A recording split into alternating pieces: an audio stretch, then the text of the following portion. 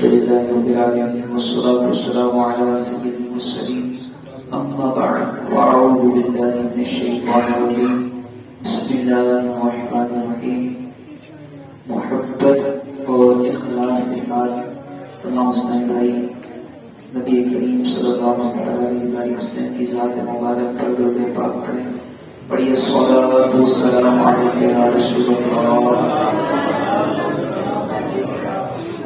صلوات و سلام علیک یا حبیب اللہ، صلوات و سلام علیک یا نبی اللہ وعلى آلك وأصحابك يا نور الله. 2:45 انشاءاللہ 3:15 پہ میری نیت ہے آدھے گھنٹے کے اندر یہ بیان ختم ہو جائے. اگر 5-10 منٹ اوپر لگ جائیں تو آپ کی اجازت سے لیں گے انشاءاللہ، ورنہ نیت یہی ہے کہ 3:15 پر بیان ختم ہو جائے. تو مختصر سا وقت ہے تو آپ بھی توجہ رکھیے گا، میں بھی جلدی جو سبق یاد کیا سنانے کی کوشش کروں گا. الحمدللہ دعوت اسلامی کا یہ خاصہ ہے کہ بیان جو ہے وہ نبی کریم صلی اللہ علیہ وسلم کی مبارک ذات پر درود پاک کی فضیلت سے شروع ہوتا ہے. درود پاک کی فضیلت سنیں گے اور یہ توجہ رکھیں کہ انشاءاللہ عز و جل آخر میں کچھ سوالات بھی ہوں گے. آپ کے سامنے پیچھے میرے پیچھے آپ دیکھ سکتے ہیں آپ. تو انشاءاللہ بیانات جو بیان ہوگا اس میں سے سوالات ہوں گے اور درست جواب دینے والے کو تحفہ ملے گا. اور یوں نہیں ہوگا کہ بھائی نماز پڑھنے سے کیا ہوتا ہے، نماز پڑھنے کی وجہ سے اللہ ثواب مل جائے.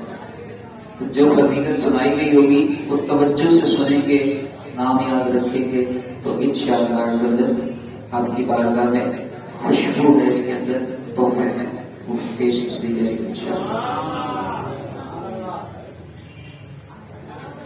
ایک شخص غریب مفلس اور ہر طریقے سے سمجھ لیں پریشان، لیکن عابد زاہد عبادت گزار، کسی کی حق تلفی نہیں کرنے والا، نیکوکار، رات کو اٹھتا ہے اور نفل نماز کی نیت سے تو دیکھتا ہے بیوی بھی جاگ رہی ہے، بیوی کو دیکھتا ہے آگے آ جائیں جو تھوڑے زمین ٹھنڈی ہے تو وہ پیچھے والا بولے گا مل جائے گی.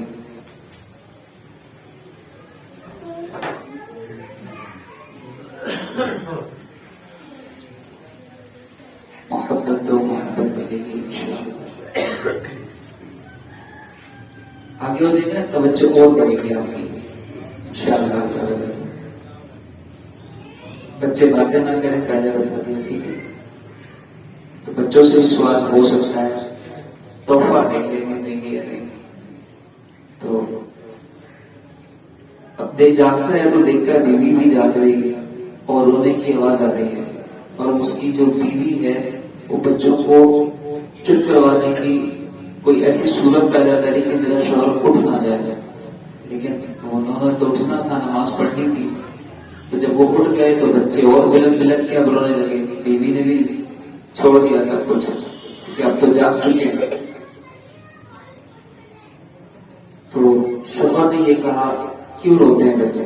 کہا کھانا نہیں کھایا آج کا، آپ کو پتا ہے وہ بلک رہے ہیں، ان کے پیٹ میں درد ہے. بہت بڑی بات ہے یہ، باپ پھر یہ سنیں اور کیفیت ایسی ہو کہ بھوک کی درد کی وجہ سے بچے رو رہے ہوں. خود تو چلو بندہ گزارا کر لیتا ہے، بچے جب روتے ہیں نا تو کیفیت کچھ اور ہوتی ہے. اس نے یہ کہا چلو وضو کرو. بیوی کو وضو کروایا اور وضو کیا. بچوں کو بھی قریب بلا کر قبلہ سمت بٹھا کر کہا سب مل کر درود پاک پڑھتے ہیں اور اس کی برکت دیکھیں گے. بولے سبحان اللہ. یہ جو کام کر گئے نا، یہ کوئی شخص جو کام کر گیا ہے یہ ہمارے لیے کر گیا ہے. ہم بھی کبھی کریں نا ایسا کہ کبھی ہم رات کو یہ کیسا معاملہ ہوا کہ بیوی بیٹھی ہے، بچے بیٹھے ہیں اور درود پاک کا تحفہ چل رہا ہے، نذرانہ حضور کی بارگاہ میں ہے. اس میں تو کہتا ہوں اس کمرے سے دور کی شعائیں نکلنے لگیں گی. کٹیا ہو یا محل ہو، وہ کمرہ ہی نورانی کمرہ ہو جائے گا کہ جس کمرے میں میاں بیوی جیسا ایک رشتہ، جو کہ نبی کریم پر درود پاک پڑھ رہا ہو، بچے ساتھ ہو، نہیں بھی بھوک لگی ہو، نہیں اللہ نے مفلس میں رکھا، آپ کو اچھے سے رکھا ہے، تب بھی پڑھ سکتے ہیں، کوئی منع نہیں ہے. تو اب یہ ہوا سب مل کر درود پاک پڑھنے لگے. درود پاک پڑھتے پڑھتے پڑھتے درود پاک کی مٹھاس سے بچے تو سو گئے، نیند آ گئی ان کو. تو اب یہ دونوں جاگ رہے ہیں، میاں بیوی، بھوک ان کو بھی لگی. خیر اللہ تعالیٰ نے پھر اس مرد صالح پر بھی نیند کو طاری کر دیا، اس کو بھی نیند آ گئی، سو گیا. جیسے ہی سوتا ہے، جس نبی پر درود پاک پڑھ رہا تھا وہ نبی خواب میں آتے ہیں. خواب میں آتے ہیں اور آ کر تسلی دیتے ہیں، حوصلہ افزائی کرتے ہیں، محبت دیتے ہیں، بڑا خوش ہوتا ہے. اس کے ساتھ ساتھ آپ فرماتے ہیں اے میرے پیارے امتی، جب صبح ہوگی نا تو فلانے مجوسی کے پاس جانا. کس کے پاس؟ مجوسی کے پاس. آگ کی پوجا کرنے والے کو مجوسی کہتے ہیں. اور اس کے پاس جانا اور اس کو میرا سلام کہنا. مجوسی کے پاس جانا، میرا سلام کہنا، اور اس کو کہنا کہ مجھے اپنے مال میں سے کچھ دے دے. اور تیسری بات اس کو یہ کہنا کہ تمہارے حق میں دعائیں قبول ہو چکی ہیں.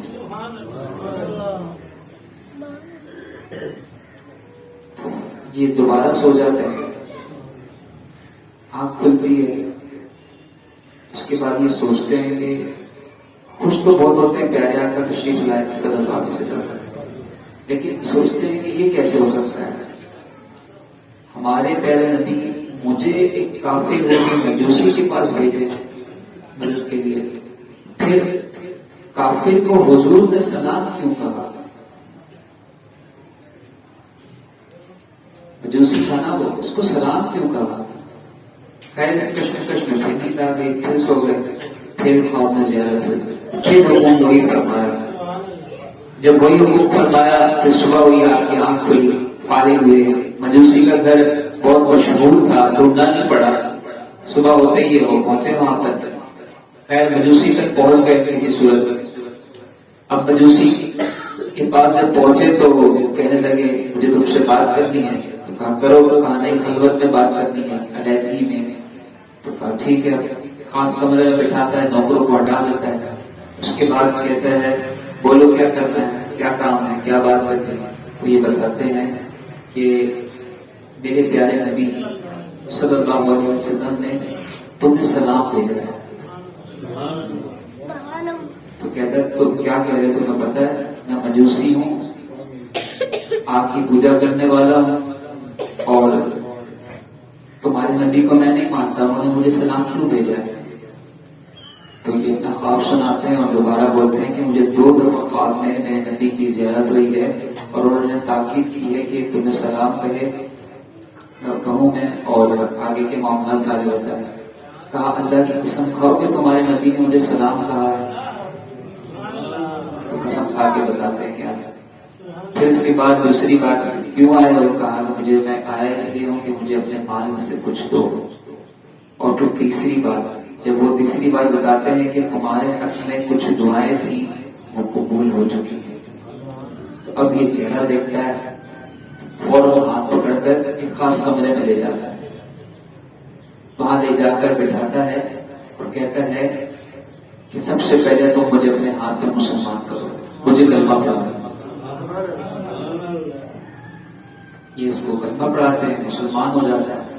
آواز لگاتا ہے اپنے نوکروں کو، بلاتا ہے سب کو، کہتا ہے کہ جس کے پاس میرا جتنا مال ہے بڑا مان تھا اس کا، مجوسی مشہور تھا مال و دولت میں. تو کہا سب پر سب کچھ حلال ہے، مجھے واپس نہیں دینا، اگر تم مسلمان ہوتے ہو تو. میں مسلمان ہو چکا ہوں اور تم سب کو بھی دعوت عام ہے مسلمان ہونے کی. اگر تم مسلمان ہوتے ہو تو سارا مال تمہارا، اور اگر نہیں ہوتے تو میرا مال واپس کرو اور چلے جاؤ. تو خیر نوکر چاکر بڑے تھے اور مال آ رہا تھا تو خیر مسلمان ہو گئے سارے. اس کے بعد اس نے اپنے بیٹے کو بلایا اور بیٹے کو کہا کہ بیٹا میں مسلمان ہو چکا ہوں، اور اگر تم مجھے اپنا باپ مانتے ہو تو تم مسلمان ہو جاؤ، ورنہ تمہارا میرا آج کے بعد کوئی رشتہ نہیں. تو بیٹا بھی کلمہ پڑھ کے مسلمان ہو جاتا ہے. تھوڑی دیر بعد وہ آواز دیتا ہے، بیٹی کو بلاتا ہے.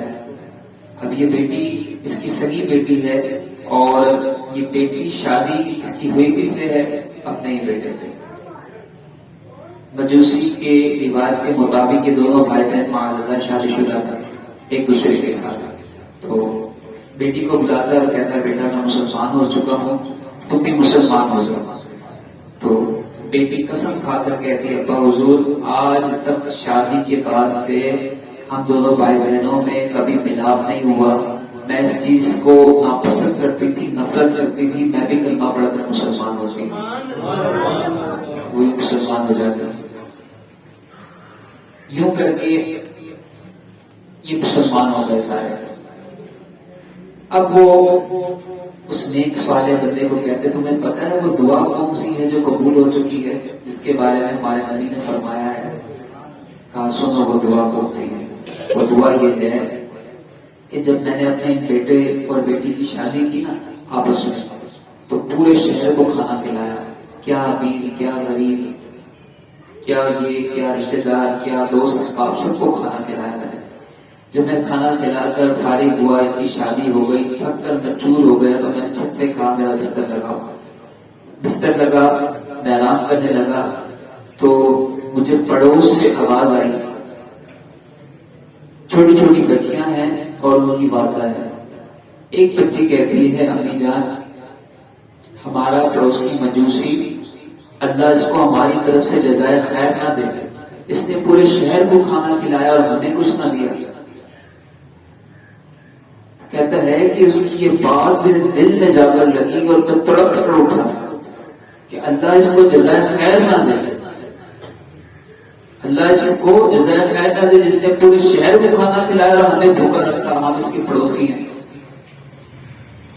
خیر یہ اٹھتا ہے اپنے نوکروں کو بلاتا ہے، کہتا پتہ کرو کتنی بچیاں ہیں، کون کون ہے گھر پہ. پتہ چلا 3 چھوٹی بچیاں ہیں جو امام حسن رضی اللہ تعالیٰ عنہ کے خاندان سے ہیں، سیدہ ہیں. جلدی جلدی اس نے 4 سوٹ تیار کیے، 3 بچیوں کے لیے، 1 کی والدہ کے لیے. یہ 4 لوگ تھے.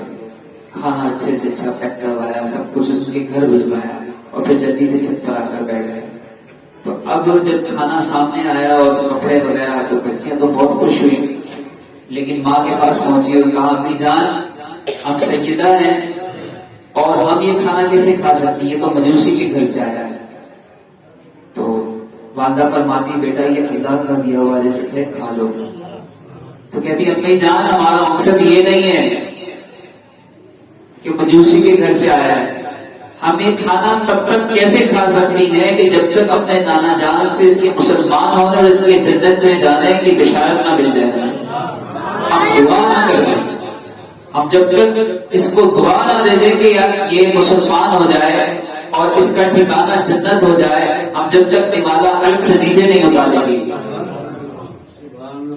سارے مل کے دعائیں دیتی رہتی ہیں. ننے ننے سیدہ کے ہاتھ اٹھتے ہیں، ماں وہ دعائیں دیتی ہیں، ماں آمین کہتی ہیں. کہتے ہیں کہ وہ دن ہے اور آج تم مجھے یہ پیغام لے کر آئے کہ حضور نے فرمایا وہ دعائیں تمہارے حق میں قبول ہو گئی. سبحان اللہ. پیارے بچے اسلام بھائی، کسی کی 10 سال عمر ہے، 20 30 40 50، آج تک ہم نے کیا 10 بار ڈیلی اپنے پر فکس کیا کہ ہم حضور پر درود پاک پڑھیں گے. یہ بات سوچے سے جب پوچھتے ہیں جو میں پڑھتا ہوں درود پاک بے انتہا پڑھتا ہوں، گنتا نہیں، گن گن کے نہیں. کئی حدیثیں ہیں گن گن کے، ایک بار پڑھو گے 10 رحمتیں، 10 بار پڑھو گے 100 رحمتیں. آپ اپنے گننے والا معاملہ کمپلیٹ کریں، اس کے بعد تعداد پڑھتے ہیں. اپنی کوانٹٹی پوری کریں روزمرہ کی، اس کے بعد پڑھتے ہیں تعداد. آپ نے مان لیے 1000 بار، 500 بار، 200 بار، اس کو پورا کریں گے نا انشاءاللہ. صلو علی الحبیب. جب بندہ عبادت کرتا ہے، ریاضت کرتا ہے، تو اللہ تعالی کی طرف سے آزمائش آتی ہے. ایک اور سے سنیں میری بات، جب بندہ عبادت کرتا ہے، ذکر الہی کرتا ہے، تو اس پر آزمائش آتی ہے، فتنے کے دروازے کھلتے ہیں، اس کو سمجھنا پڑتا ہے، اللہ اس کو آزماتا بھی ہے. لیکن درود پاک ایسا عمل ہے کہ وہ حفظ الہی میں، امان الہی میں رہتا ہے. پھر بھی آزمائش آتی ہے، وہ امان الہی میں رہتا ہے. سبحان اللہ. اتنی بڑی بات ہے، سمجھے تو صحیح اس کو. 10 بار صبح، 10 بار شام، امان الہی میں، باقی دیگر باتیں بھی کرتے ہیں. صلو علی الحبیب.